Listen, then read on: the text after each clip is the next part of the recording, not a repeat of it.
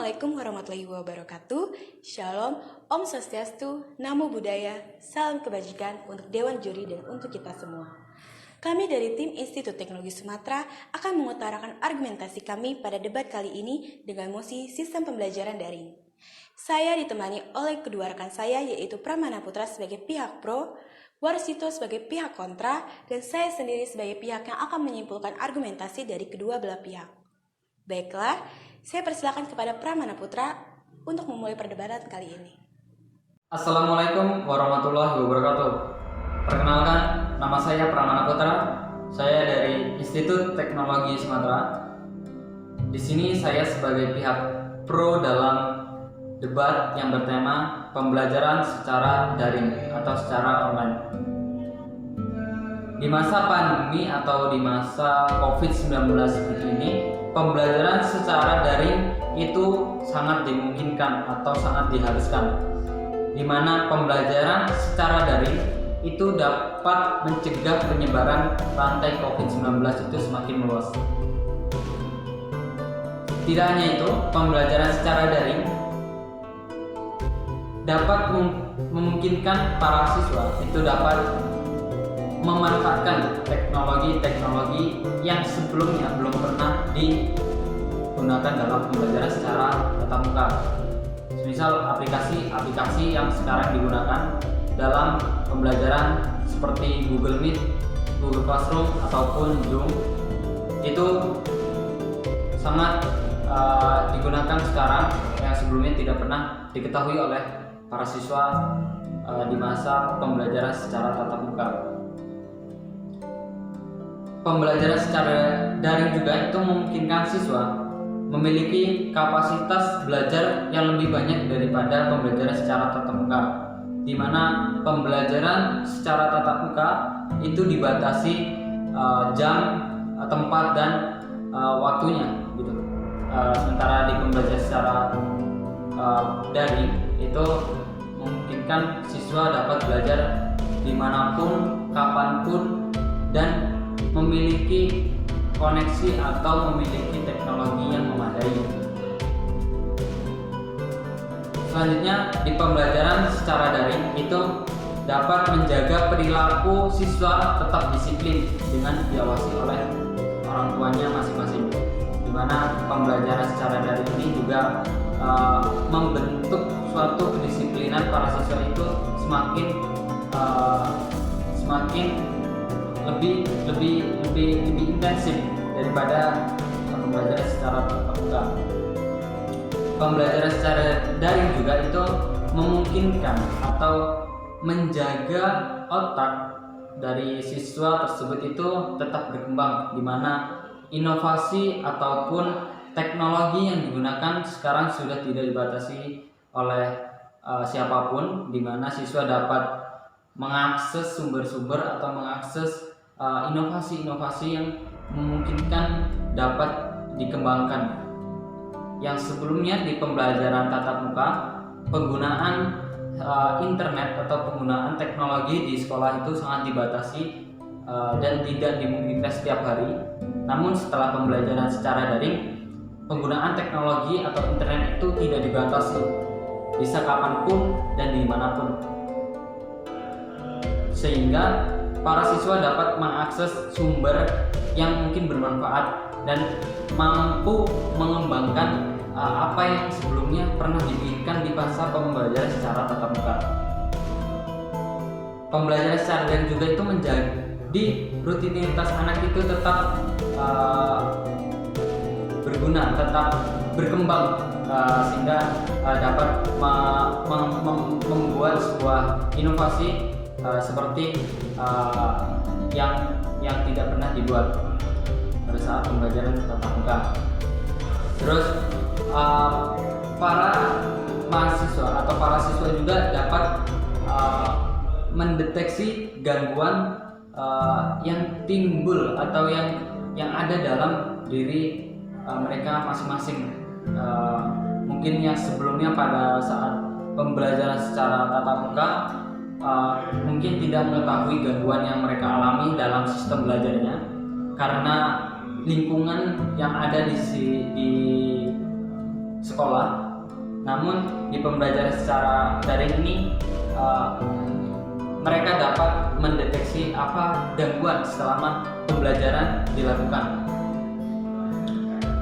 Pembelajaran secara daring juga memungkinkan potensi yang ada dalam diri mereka masing-masing. Semisal potensi yang mereka ingin lakukan sebelumnya, yang mungkin mereka mencari inovasi yang dapat dikembangkan dan dapat diprestasikan, itu sangat dimungkinkan.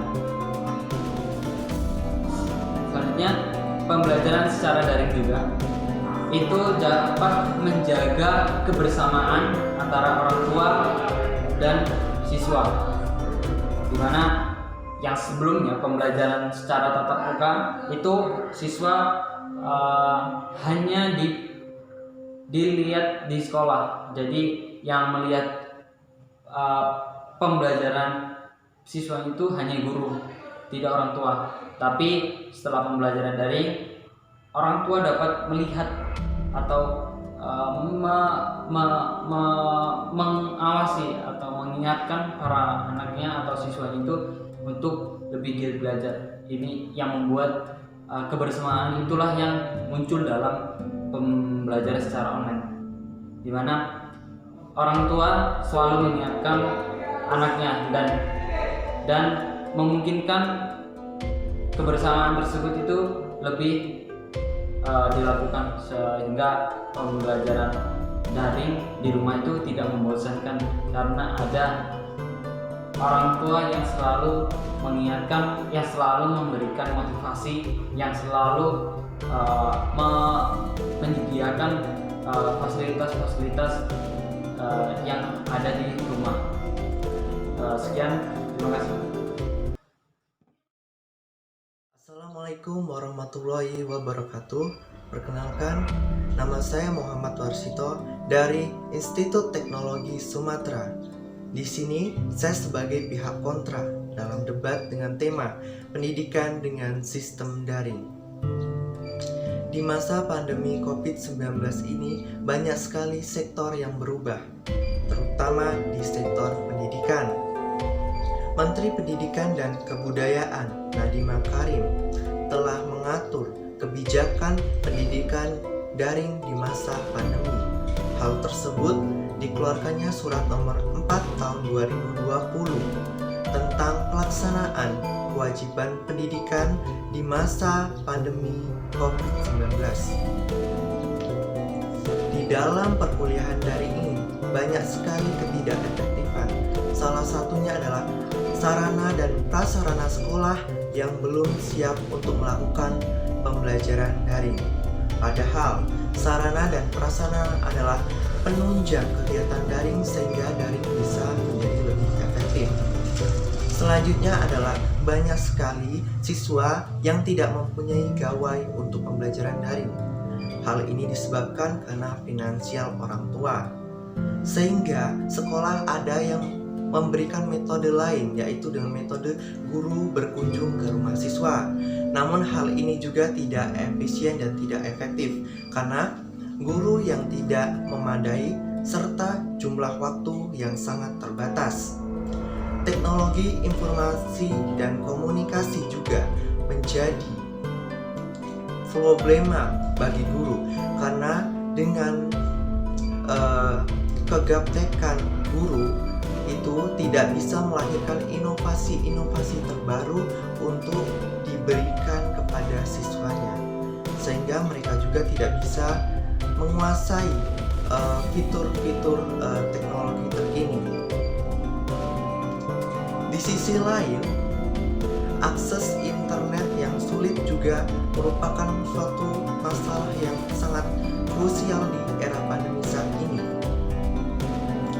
Akibatnya apa?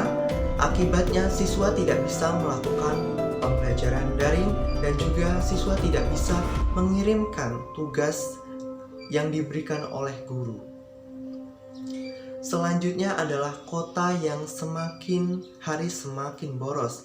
Hal ini terjadi karena penggunaan media atau penggunaan pembelajaran seperti YouTube, Google Classroom ataupun Google Meet yang banyak menguras kuota.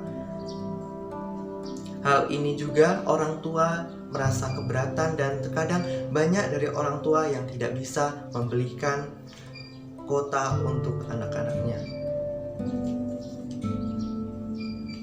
Kurangnya efektivitas pembelajaran juga terjadi karena orang tua tidak bisa mendampingi anaknya, dikarenakan orang tua sibuk bekerja di luar rumah, dan juga orang tua gagal terhadap teknologi atau gaptek. Hal ini menyebabkan orang tua juga tidak mengetahui fitur-fitur atau manfaat dari teknologi serta tidak bisa mengoperasikan gadget juga banyak terjadi. Pada hal ini, orang tua juga tidak mempunyai spesialisasi formal dalam pembelajaran anak di rumah. Dengan lagi, yang sangat mengkhawatirkan adalah jenjang pendidikan orang tua yang sangat rendah, sehingga mereka tidak bisa memberikan materi ataupun juga memberikan pendampingan yang baik untuk anak-anaknya. Kurikulum darurat juga menjadikan alasan bagaimana ketidakefektifan belajar ini terjadi, dan juga membuat para siswa mengalami stres karena hanya pemberian tugas dan tugas itu saja.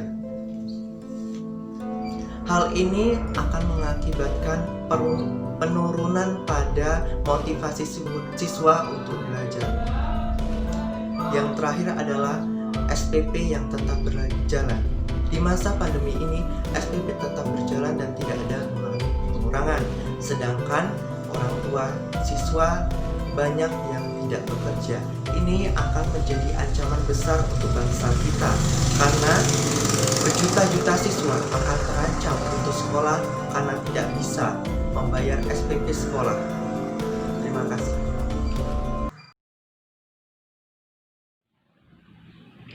Pembelajaran sistem daring merupakan sebuah langkah yang diambil pemerintah Indonesia untuk mencegah terjadinya penyebaran COVID-19.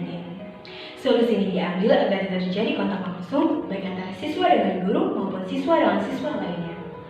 Langkah ini memang tepat, namun di balik itu semua, masih banyak pihak yang belum bisa beradaptasi dikarenakan fasilitas yang kurang seperti internet, gawai, serta komputer. Belum lagi, masih banyak masyarakat kita yang tidak mengetahui cara mengoperasikan teknologi-teknologi tersebut. Aplikasi pembelajaran daring memang tidak banyak digunakan sebelumnya. Namun saat inilah tantangan bagi kita semua untuk mau belajar menggunakan sistem tersebut di internet. Orang tua pun berperan penting dalam sistem pembelajaran daring ini dikarenakan mereka yang akan terjun langsung untuk mengawasi dan mendampingi anak-anak mereka. Namun permasalahan di sini adalah tidak semua orang tua di Indonesia memiliki waktu yang sama dikarenakan sebagian besar dari mereka bekerja sebagai pekerja harian. Ditambah lagi, kebanyakan dari orang tua Indonesia gagap teknologi atau gaptek. Hal ini menyusahkan sekali dikarenakan mereka tidak mampu untuk mengajari anaknya. Seperti yang kita tahu, sudah banyak sekali berita mengenai gangguan psikologis yang ada terhadap anak, terhadap siswa, guru, serta orang tua dikarenakan sistem belajar daring ini. Hal tersebut terjadi dikarenakan internet yang kurang mumpuni, tugas-tugas yang berlebihan, serta interaksi sosial yang berkurang. Dari masa-masa tersebut dapat kita ambil pelajar, yaitu kita harus lebih banyak berusaha, bersyukur, bersabar, serta tidak lupa untuk berdoa. Akhir kata dari kami, Indonesia memang belum cukup untuk menangani COVID-19 ini.